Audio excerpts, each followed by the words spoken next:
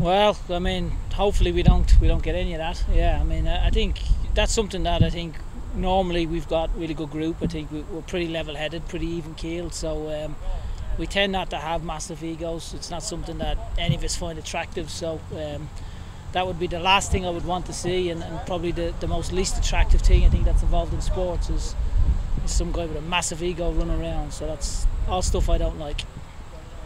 That was huge. I mean, I think it's very pleasing to.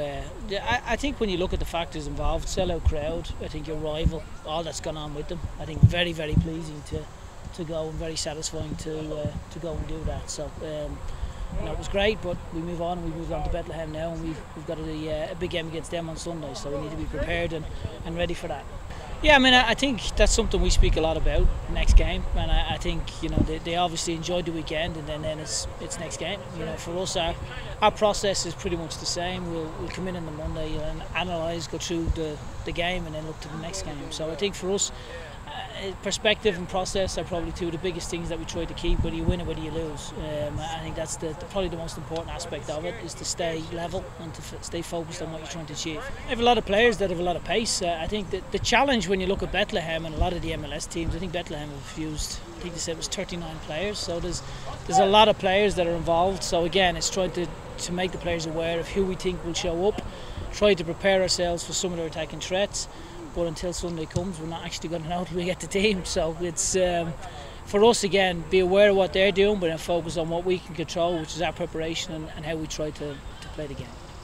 Oh no, I mean, look, pressure is when you've got young kids and you're struggling to bring money in. That's pressure. I mean, this isn't pressure. This is what we live for. This is enjoyable. This is stuff that we're in a very privileged position to play and to be paid, or to coach and to be paid. So no, it's not pressure. No, I think obviously it was great to see a USL team have such a run. I think again it highlights that there is good players outside of MLS. We've been preaching that since my time here. I think when you look at the quality and calibre of our players, so it was great to see a USL team have a run like that, and I think important for the league.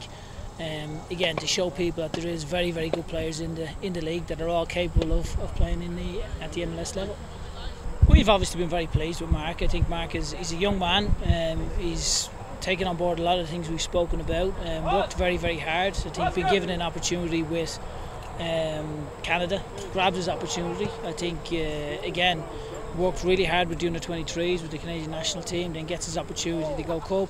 Gets a start to the Gold Cup, and he's someone that's really been able to grab the bull by the horns and get after things. So we've been really pleased with how he's played recently, but really how he's been training. I think he's been training really, really well, and like everything, you take your training into games. So it's been great that he's been able to do that.